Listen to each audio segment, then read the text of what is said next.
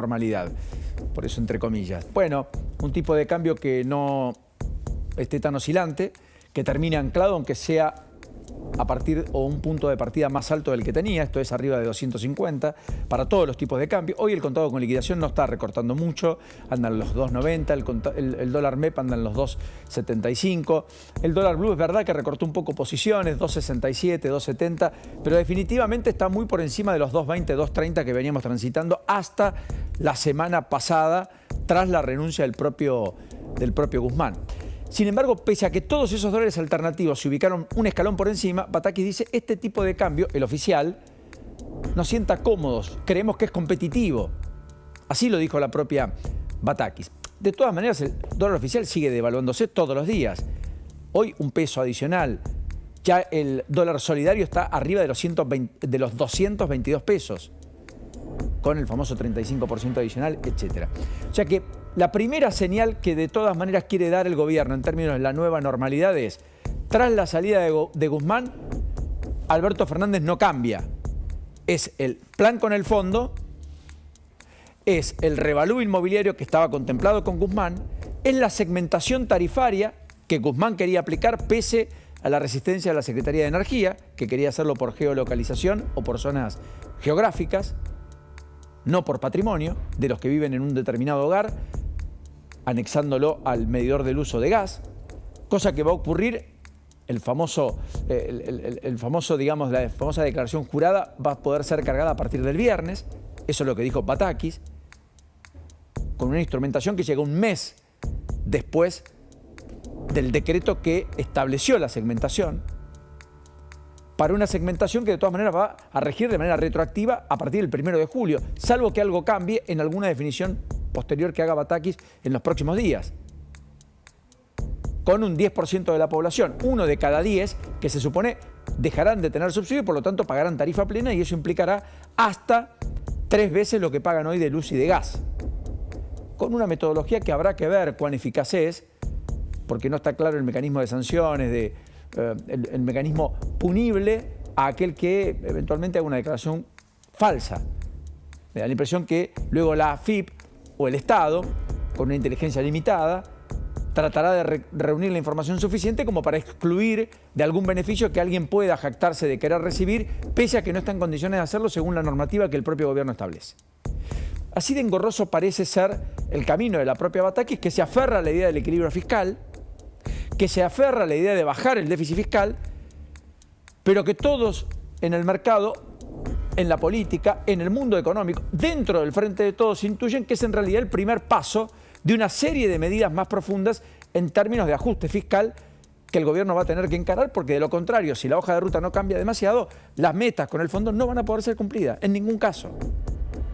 Porque además recuerden lo que el fondo dijo en la última minuta, que el gobierno venía creciendo a un ritmo de gasto público del 12,5% en términos reales, es decir, crecía todos los gastos por encima del año pasado en términos reales, aún por encima inclusive de lo que crecía la recaudación, que también crecía en términos reales más allá de la propia inflación. Que ese ritmo era imposible de continuar y que había que ir camino a una reducción del gasto público, reducción, ya no morigerar el crecimiento, sino reducirlo en un 8,7%. Eso significaría reducir el gasto público en términos reales, de cada 10 pesos. Es un ajuste brutal, feroz. Batakis dice, bueno, vamos a congelar las vacantes en el sector público, lo que regía para la administración central, lo vamos a extender a todas las áreas descentralizadas del gobierno. No está mal aflorar un consenso respecto a qué sector público nos tenemos que dar. Porque la verdad que en los últimos 10 años lo único que creció de manera sostenida es el sector público en términos de empleabilidad. El sector privado estuvo replegado, amesetado, sin crecer, salvo alguna excepción de algún sector en particular en algún momento determinado. Lo que creció fue el empleo de baja calidad, el cuentapropismo, el monotributo social, los monotributistas o el trabajador informal, que todavía está por arriba de 1/3 del total de los trabajadores en Argentina. O sea, el trabajador formal, bajo convenio, que discute paritaria, etc., es casi el mismo, los mismos 6 millones que en 2011. Y estamos en 2022, con una población que es más grande, con necesidades que son mayores. Y con la novedad que la propia vicepresidenta le enrostra al presidente Alberto Fernández, pese a que también es su gestión, de que por primera vez en la Argentina, pospandemia, aún siendo asalariado y formal en la economía, no se deja en muchos casos de ser pobre, por el nivel magro de ingresos y por lo que la inflación hace en términos de corrosión de ese ingreso a medida que crece de la manera que lo está haciendo, de manera sostenida, sin freno, sin techo, como lo hemos visto inclusive en la primera semana de julio, donde los precios se movieron en alimentos y bebidas a un 3-4% promedio, lo cual deja la perspectiva de un piso del 6-7%, más allá de la inflación que vamos a conocer esta semana respecto a lo que ya pasó a junio, que de todas maneras daría arriba del 5%. Una inflación recontra alta, en cualquiera de los casos en términos mensuales. O sea, la nueva normalidad sería seguir la hoja de ruta anterior, con un poco más de plafón político y con un frente de todos un poco más unido, aunque no sea por convicción, sino por necesidad, frente a la idea de que finalmente todo termine del peor modo. ¿Alcanza eso? Da la impresión que no. Y no es una foto estática de hoy. Es más que nada, pero queda corto, queda a mitad de camino. ¿Qué más hará Batakis? No lo sabemos. De hecho, es la primera vez que Batakis se sienta y habla a una semana de saber la propia... Primero, a una semana de haber asumido oficialmente a las 5 de la tarde del pasado lunes y a más de 7 días y medio de saber que iba a ser ministro de Economía. Domingo de la semana anterior. La primera alocución en términos de anuncios para intentar traer calma, y llegó en la previa, en la antesala de la apertura del mercado, con un dólar que no paraba de subir, con reservas que no paraban de drenar, con una sangría que no se morigeraba y que amenazaba con convertirse en hemorragia, lo cual hubiera agravado todos y cada uno de los problemas que tiene la Argentina en virtud de la escasez de dólares que finalmente está tratando de controlar este trío Scioli, Batakis, Pese, que por detrás tienen a Alberto, a Cristina y a Massa, que no está fuera, aunque no tiene protagonismo y aunque quedó en un segundísimo plano pese a lo que tanto se especuló. Segundo de los ejes del día tiene que ver con esta otra idea, la idea de que en la Argentina tenemos un Estado al servicio personal. ¿Qué es un Estado al servicio personal? Bueno, lo que hablábamos recién con Lourdes, no voy a ahondar demasiado. Es la idea de que si yo llego al poder, todos los instrumentos los puedo encastrar en favor mío. Y eso incluye, ¿por qué a Zanini en la foto, entre otros? Bueno, porque puede ser desde el bien más escaso que era la vacuna, en donde yo puedo desde el Estado decir que soy personal de salud, vacunarme, todo lo cual no podía hacer nadie en la Argentina, y creer que está bien. Y decir en público además que eso estaba bien, porque hay personas que la patria debe cuidar, lo dijo él, no yo, cuando incluso hizo alusión a algunos amigos que se saltaron la cola, se saltaron la fila, que cometieron un delito como Berbisky.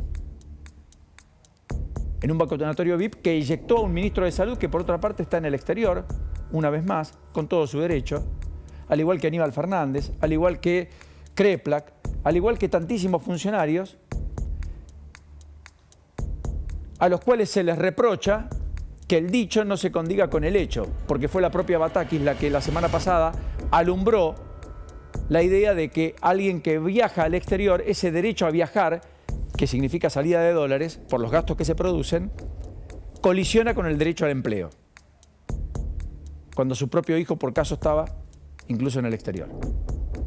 Todo lo cual es parte de la falta de ejemplaridad tan ostensible que en la Argentina tenemos, que hace que la autoridad esté debilitada del modo que ya lo hemos vislumbrado. Pero a mí me preocupa mucho esto, la idea de que un servidor público, en lugar de ser un servidor público, se sirve de lo público y que el tiempo que está hace uso y abuso de las condiciones que el Estado le da a sí mismo. Y eso lo vemos en el PAMI, eso lo vemos en distintas áreas, las que ustedes vean y quieran. Y eso hay que cambiarlo de manera drástica, porque si no, sí viene la idea de ellos o nosotros. Es decir, del que trabaja, el que se esfuerza, se sacrifica, paga sus impuestos, financia un Estado que después termina siendo absorbido no para el conjunto y el bienestar de la sociedad, sino para los problemas personales de algunos o, en su defecto, para los beneficios de los que lo integran. Y el tercer eslabón, no menor y más breve, es esta idea de un lunes atravesado por la muerte. Por la enorme cantidad de hechos que hemos visto que han terminado del peor modo. Asesinatos, robos, ajustes de cuentas, tiroteos en boliches en la ciudad de Buenos Aires. Lo que pasó, por supuesto, en Mendoza, que no terminó con muertos hasta aquí, por suerte, pero la situación es muy delicada de los que están internados. El episodio del fútbol en el ascenso, lo que sucedió en el Estadio Municipal de Luján, entre Luján y Alem, con un chiquito de 18 años que perdió la vida. Los ajustes de cuentas vinculados al narcotráfico, inclusive aquí en el conurbano, en episodios que han tenido involucrados a efectivos de la policía, que de no haberlos tenido involucrados quizás ni lo hubiéramos conocido. Todo lo cual nos enrostra que finalmente hay un valor vida